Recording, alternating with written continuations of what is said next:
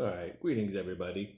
My name is Matt Thews, and I'm going to do a short video about strategies for searching for and keeping research articles. This is one of those topics that I'm personally very weak on and probably should have had many classes or maybe have gone to a writing center many years ago. But it's one of those things that I definitely struggle with. And apparently, this is very important for this particular class. So I'm going to have to get myself in gear and do something. And so, over the past 30 years or so of taking classes off and on, I pretty much just wrote them down prior to the computer age. But once Microsoft Word came about, I would normally just copy all my references for a particular class for paper after paper after paper, and then paste them into a separate Word document and just call it references. And I would keep it as a Word document. I would create a folder on my desktop for a particular class. Like this one, it just is called APS 933. So for each class I have, I just name the title. And then when I click that, I can search references, not yet for this one, but for previous classes, and then I can get references. Some I have little bibliographies for if I've used them, what quotes I used. So sometimes it's not just a copy paste of the reference, but what I cited from that reference if I need a refresher on what it is. And so over the past 10 years, the research that I've been doing has been geared towards the work that I've been doing, which is helping military affiliated students transition to higher education, be successful in higher education.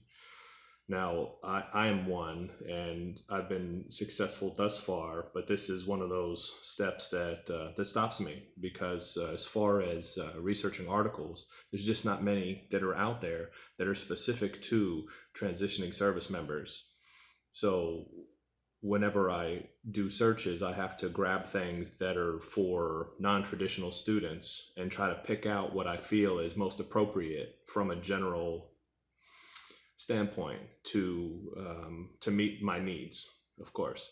And so some of the challenges for non-traditional students are the same that our military affiliated students have, but we're kind of a subgroup of a non-traditional student.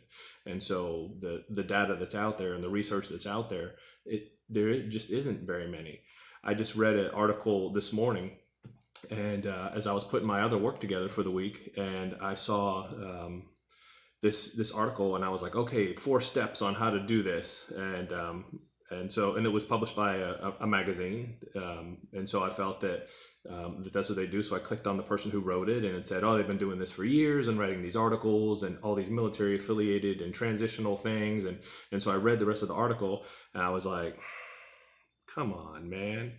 You're saying the same thing that everyone else says. You have no references where you get your information. It's very vague and it's limited. It's not specific. There were so many errors. As someone who's been working in higher education on veterans issues for 10 years, it really disappointed me.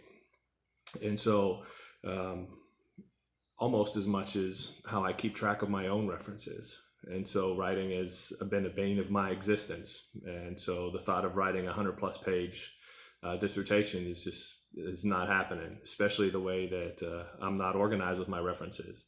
And from the instruction materials this week, to have 50 to 100 or more, I don't know how I do that. Maybe between all my classes and all my reference links and how I kind of search through every single thing, maybe I have that, but I couldn't put it together in enough time to make it clear and thoughtful. So I'll show you what I do have. So switching around is going to be, and so what I have here is one of those Microsoft Word documents. It's just called references.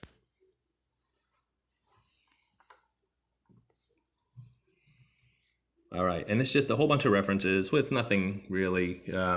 This is just references, so it doesn't have any bibliography piece or any information to it. But when I click on Manage Sources, you will see that the sources that I have are from my daughter. she uses them. And apparently she wrote a paper on the Stamp Act of 1765. And so, needless to say, I probably need to use her to help me out.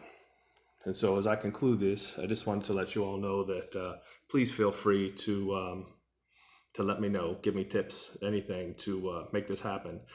I could probably start copying and pasting all those references from the Word documents into my source manager, but I'm getting ready to get a new laptop, and I don't know how I'm going to transfer them over to a new one. I thought I could wait until I finish school, but I just can't. So we'll see how the rest of the discussion goes. Thank you for your time.